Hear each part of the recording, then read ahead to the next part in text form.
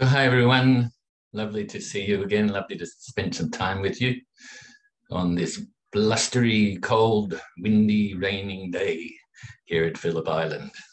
I think maybe top temperature, something like 11 or 12 today. Wind chill factor, much less than that. But all is well in Dharma land. So today we'll once again just keep the same format. We'll do the chanting first. With some meditation and then the Dharma talk. Continuing to answer questions.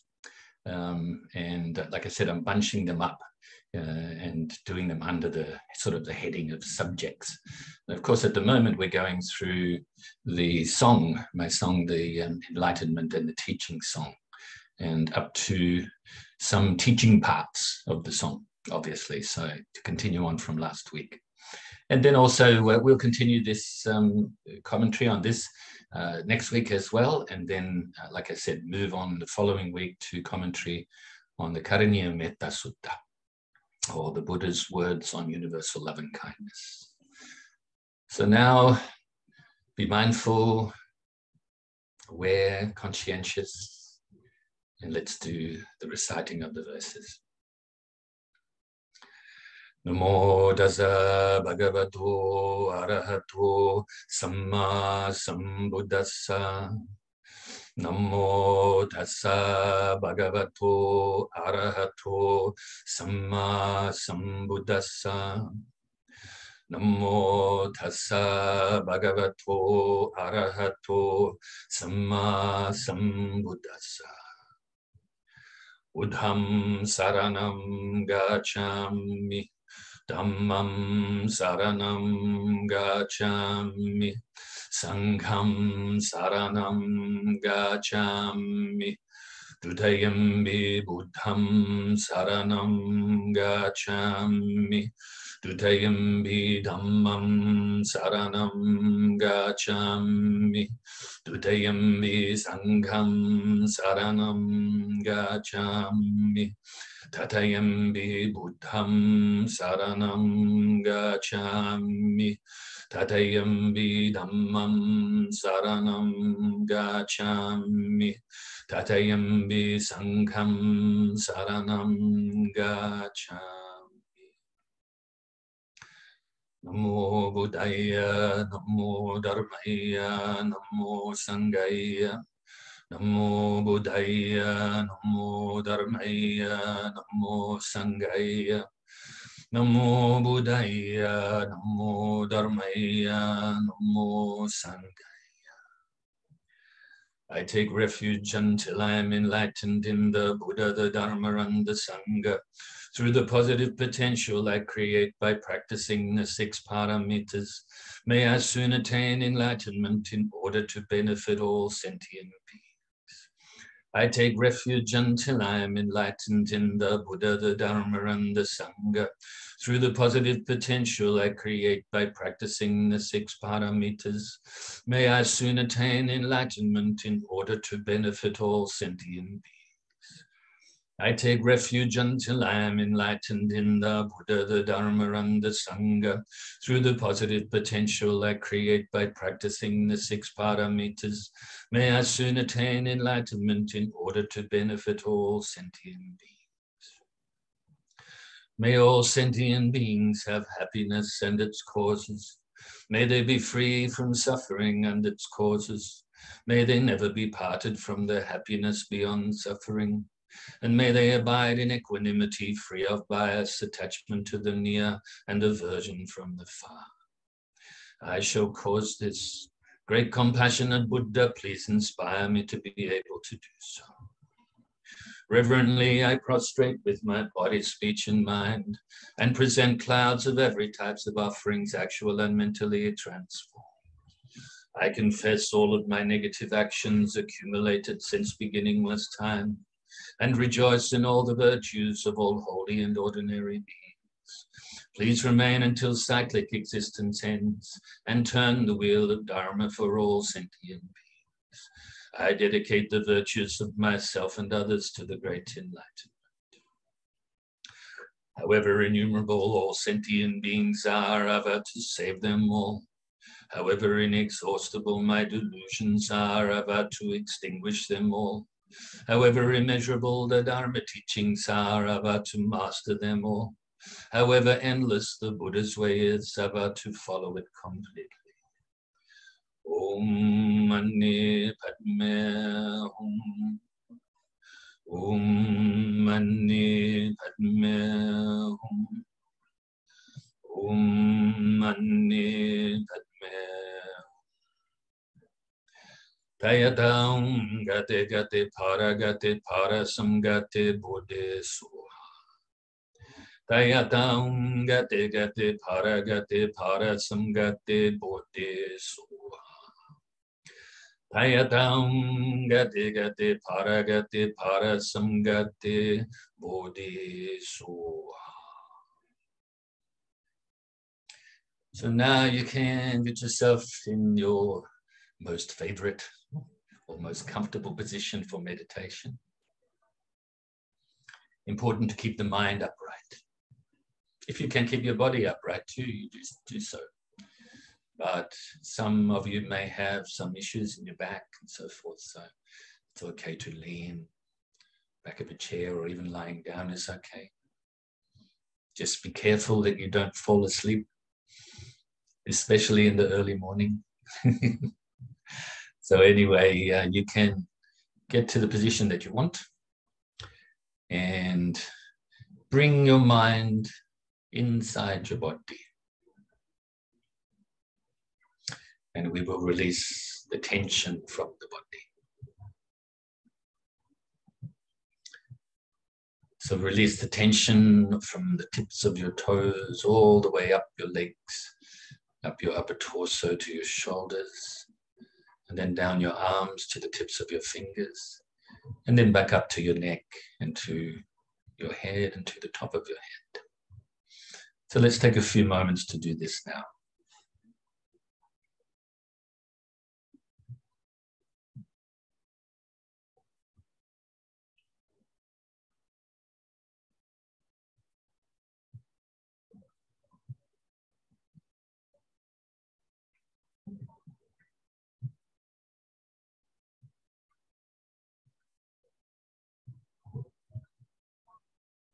Just remind you, if you find it difficult to release some of the tension, then you can either manipulate the body a little bit by stretching it a little bit, or you can take a deep in-breath and then a long out-breath and release the tension on the out-breath.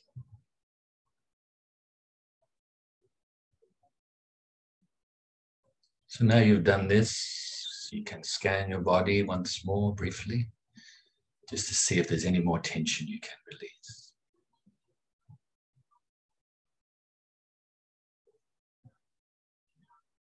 Now bring your mind to your breathing, beginning at the tip of your nose as you breathe in through your nose.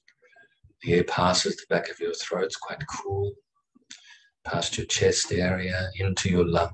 Breathe all the way into your lungs. They expand as they fill with air, and then compress as the air leaves them. The air goes past your chest, past your throat, quite warm now due to being inside the body. As you breathe out your nose, breathing in, breathing out.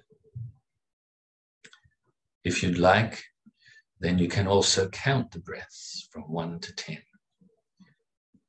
1 in-breath and out-breath is 1, so on and so forth. But if you get distracted on the way to 10, then go back to 1 at that time. Don't count past 10. The object of the meditation is the breath, or the feeling of the breath as you breathe in and out. As you breathe in, focusing on the breath, just know that you are breathing in. As you're breathing out, focusing on the feeling of the breath, just know that you are breathing out.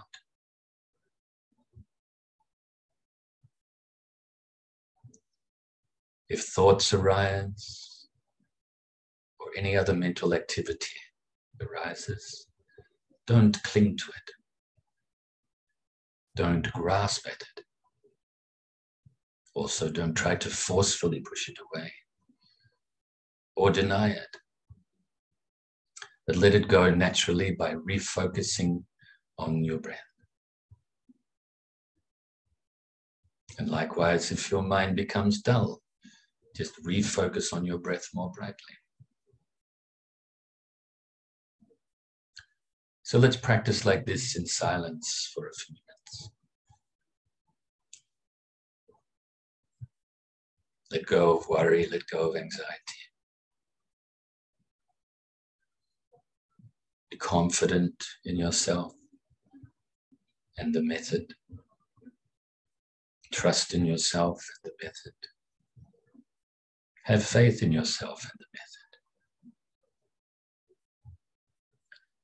Breathing in, breathing out.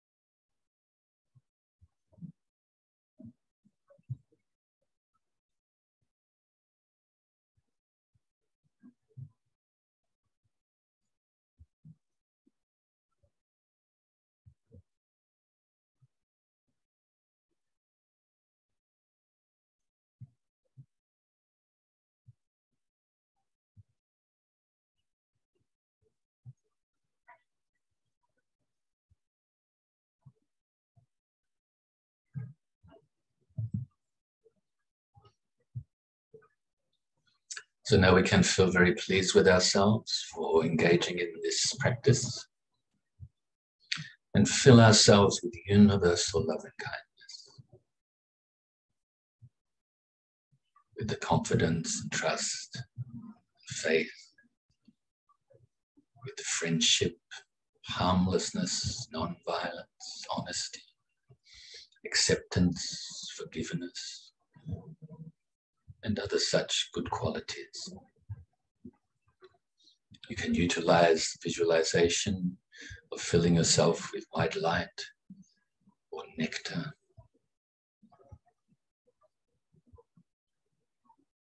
Or if you like, you can just have the feeling of the universal love and kindness, which is of utmost importance.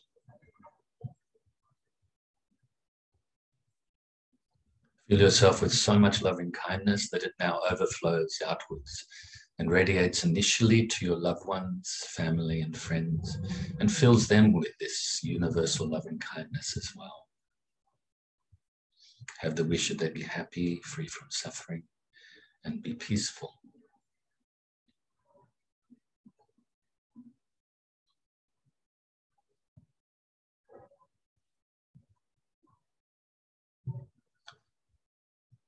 And now also extend this loving kindness to strangers, those people that you are indifferent towards, whether you know them a little bit or not at all. Filling them with universal loving kindness as well. Having the wish that they also be happy, free from suffering, and be peaceful.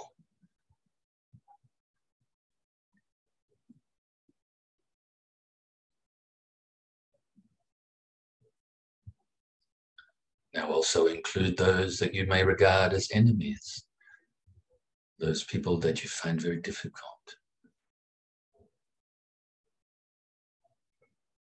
Extend this loving kindness to them and fill them with this universal loving kindness.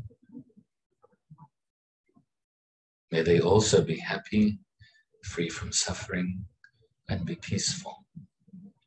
May all of these three types of people from your own perspective have happiness and the causes of happiness, be free from suffering and the causes of suffering, and be peaceful and free from conflict.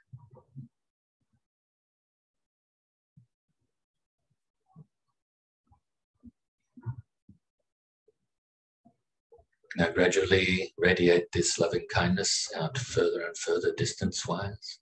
Now include all of those living beings that live around your area, whether they live on the land, under the land, in the waters, fly through the air. Fill these living beings also with your universal loving kindness. And now gathering more and more momentum, radiate this loving kindness out further and further to include your whole state and all of the living beings within your state.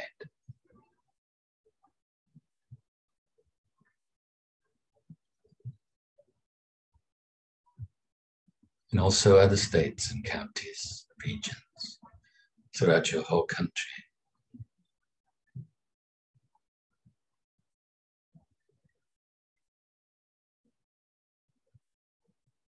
And other countries throughout the whole world. Initially those you're familiar with, then those you may have an indifference towards, and then also those that you may have some sort of negative feelings towards. May all of the living beings within these countries throughout this whole world, whether they live in the waters, on the lands, fly through the air, whether you know about them or not, whether they're near or distant, great or small, short or tall, whether they're born or about to be born. May all of these beings have happiness and the causes of happiness, be free from suffering and the causes of suffering, and be peaceful. Gradually further and further radiating this universal love and kindness to now include the whole solar system and also other solar systems throughout the whole galaxy and other galaxies throughout the whole world, the whole universe, and throughout infinite space. Also be present here and now, and we will recite the dedication prayer. Due to this merit, may I soon attain the enlightened state of the Buddha, so that I may be able to liberate all sentient beings from their suffering. May the precious bodhicitta not yet born rise and grow. May that born have no decline but increase forevermore. And may the precious view of shunyata, not yet born, arise and grow. May that born have no decline, but increase forevermore.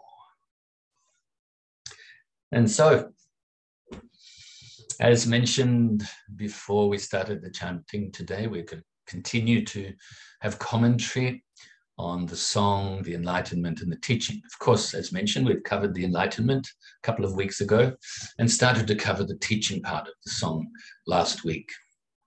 So the Buddha said, "Listen, friends, I have found the way to overcome old age, sickness, and death.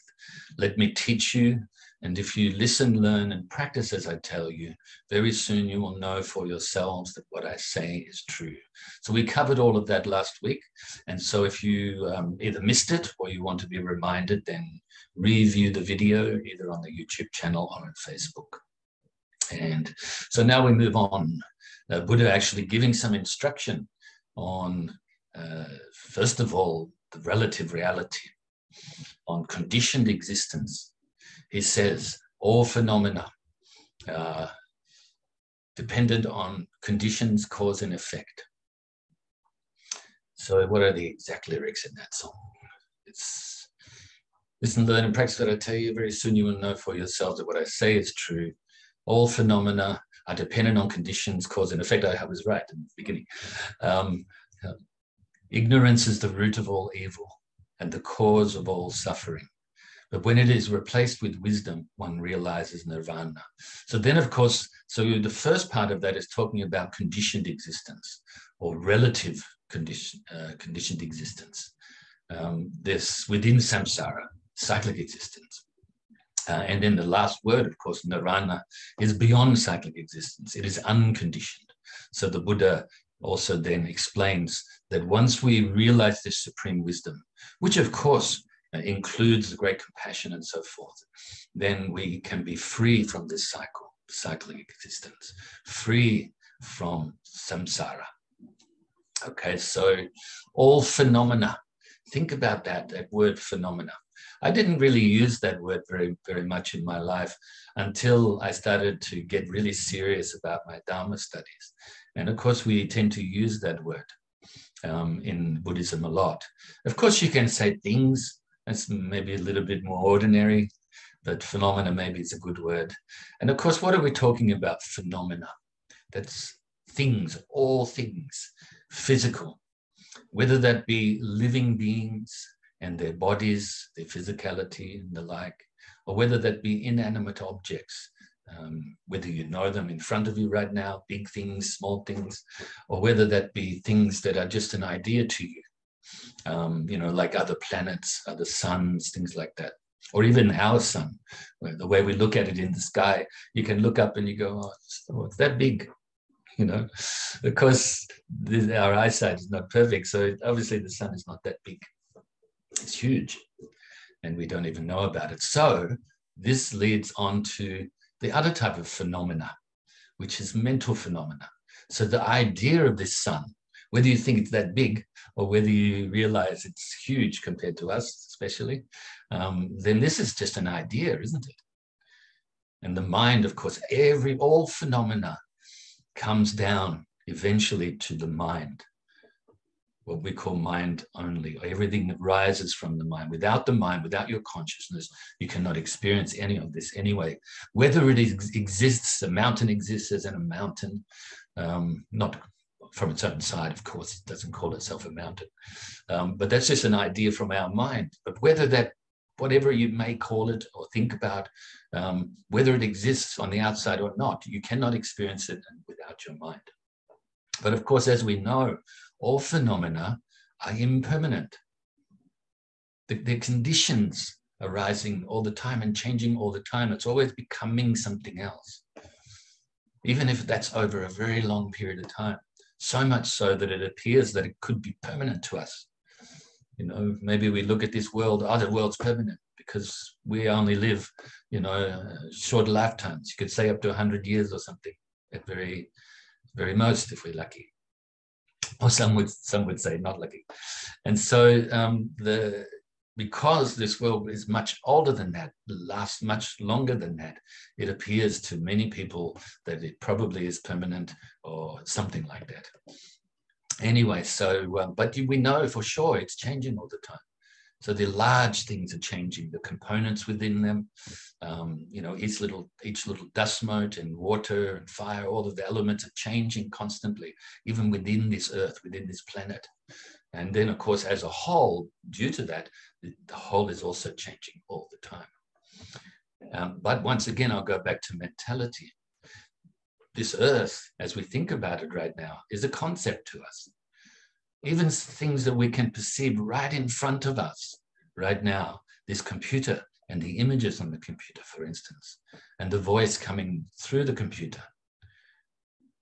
Without your mind, you cannot experience it. But of course, you utilize your physicality, the eye sense coming into contact with the visual object, the hearing sense coming into contact with the sound, for instance. But this is also constantly changing. So all phenomena are dependent on conditions, which are always changing, cause, which is always changing, and effect, which is always changing. Now, of course, in recent times, we've spoken about the law of karma. I think we spent maybe 4 weeks addressing questions related to the law of karma. So we won't go into too much detail now. You can review those classes because cause and effect, conditions, cause and effect, obviously, is talking about the law of karma. So all phenomena are dependent on conditions, cause and effect. Also, you can say this comes under the title interdependency, interdependent origination. And we've also gone through the 12 links of interdependent origination while we were having the commentary on the wisdom aspect of the 6 paramitas. So once again, you can review those classes as well. So just to recite that again, I think I've now maybe 3 or 4 times I've recited for you in a couple of months. Hopefully you get to have the imprints on your consciousness from the recitation and from your mind, from your contemplation, from the meditating on this very profound subject, very important subject, the Buddha taught, the 12 links of dependent origination, talking about it from the point of view of what conditions what. For instance, the ignorance conditions, the karmic formations and so forth. But also the ceasing of ignorance, what happens there, obviously the ceasing of karmic formations or the ceasing of creating karma happens. Okay, so the first part of the recitation is the 12 links of dependency, you could call it, or the conditioning. And then the second part is the ceasing of this. Of course, it culminates with the ceasing of this ignorance, all suffering ceases. And this means that you have replaced this ignorance with wisdom, which is the next part of the song, the cause and effect. Ignorance is the root of all evil and the cause of all suffering. When it is replaced with wisdom, one realizes nirvana, freedom from suffering. So dependent on ignorance is karmic formations, dependent on karmic formations is consciousness, dependent on consciousness is name and form, dependent on name and form are the 6 sense bases, dependent on the 6 sense bases is contact, dependent on contact is feeling, dependent on feeling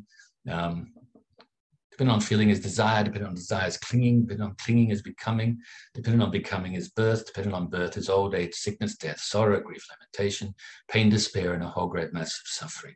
But with the ceasing of this ignorance, all karmic formations cease. With the ceasing of karmic formations, consciousness ceases. With the ceasing of consciousness, name and form cease. With the ceasing of name and form, the 6 sense bases cease. With the ceasing of the 6 sense bases, contact ceases. With the ceasing of contact, feeling ceases. With the ceasing of feeling, desire ceases. With the ceasing of desire, clinging ceases. With the ceasing of clinging, becoming ceases. With the ceasing of becoming, birth ceases. With the ceasing of birth, old age, sickness, death, sorrow, grief, lamentation, pain, despair, and a whole great mass of suffering come to cease. Therefore, with the ceasing of this ignorance, all suffering ceases. A whole great mass of suffering, by the way, you could say is a metaphor for the 5 skandhas. So all of the 5 skandhas are the aggregates. Basically, you could say it's suffering because we're continually experiencing the impermanence, the unsatisfactoriness, and no self, but basing all of our existence on a concept or belief in a self. So then we live in contrary to reality, which then causes suffering, causes the unsatisfactoriness. And so once again, I just recited that for you. And sorry, I stumbled over a few words, but you can look it up yourself, study yourself, ask me questions in either in Messenger or by email or so, any other way. Okay, just to clarify these things. And then, of course, we will address them in classes, as well as I'll get back to you personally too. So that basically covers that part of the song, apart from the word nirvana. So I'll go back and utilize you could say the formula or the teaching on the Four Noble Truths. So suffering, there is suffering. That's the first noble truth. We should realize that. That's not to bring ourselves down, but that's to base our existence, you could say, base how we live on reality or closer to reality, even though it is relative reality, not ultimate yet. So everything we experience results eventually in suffering. It's impermanent too. And then, of course, we have the second noble truth, which is the truth of the cause of suffering, which is this attachment that we have based on ignorance. And of course, once again, I'll remind you that from the ignorance arises the attachment and the aversion. And then from these three poisons arise all of the other mental afflictions. And so the Buddha mentions attachment because it's very strong and it's one of the roots based on ignorance, isn't it? So if, of course, if you realize the supreme wisdom, this is the ultimate antidote. And this totally uproots the ignorance. But we must decrease attachment to be able to do so. We have attachment to sense pleasures. We have attachment to existence and attachment to non-existence. They're the three major attachments. And then, of course, you can subdivide them as well. And then the third noble truth is, you could say, the word nirvana, or in Pali, nibbana. Now, this is called nirodha, which means the cessation of the causes of suffering. Once you uproot the cause of suffering, then there will be no more suffering. I think that should be very obvious, even if it's still an abstract idea for us. Then, of course, how to do it. The fourth noble truth. Imagine if the Buddha just left it at 3. And that would be quite cruel, wouldn't it? There is suffering. You're suffering. There's a cause. This is your cause of suffering. But you know what? You can be free from it. See ya. The Buddha actually says, this is how you do it. This is how you remove the arrow of suffering. You practice what he called the Eightfold Path, which is the next part of the song. Now, of course, we've gone through quite in-depth detail of the Eightfold Path when we first started doing these classes. And of course, for those of you that have studied Buddhism a long time, whether it's with me or with other teachers, then you would have already gone through the Eightfold Path many times. But this is today, and then for next week, like a refresher course. I won't go into that many details, but we are going to go through the Eightfold Path. Okay, and I'll start now. So let's go back to the song first of all. The Buddha said, "Listen, friends, I have found the way to overcome old age, sickness, and death. Let me teach you, and if you listen, learn, and practice as I tell you, very soon you will know for yourselves that what I say is true. All phenomena are dependent on conditions, cause, and effect. Ignorance is the root of all evil and the cause of all suffering. When it is replaced with wisdom, one realizes nirvana." So what is nirvana? Can we explain it in words? No. Can you explain it in concepts? No. We can, first of all, say what it is not. It is not suffering. It is not the cause of suffering. Okay? There's no concept. It's beyond duality, beyond concept, beyond expression. But you can say also it's total freedom. Freedom from what I just mentioned before. And where, it's not restricted by anything. It's like, the sky, for instance. If the sky is totally free from the clouds, then it's very clear. The sky, infinite space, you can say. Let's use that example again, even though we've used it to express the perfection of wisdom before, and enlightenment as well. The space is not affected by anything, even if it's filled with things. It is still space. It doesn't become filled with things. It doesn't go out of the way. So this is nirvana, actually is freedom from all of these things, even if things are still blowing around. The clouds are still blowing around the sky. It's still just the sky. The cloud's not obscuring it. Okay? And it's the same with all other phenomena. All phenomena are impermanent, have the nature of being unsatisfactory, and have no self-nature.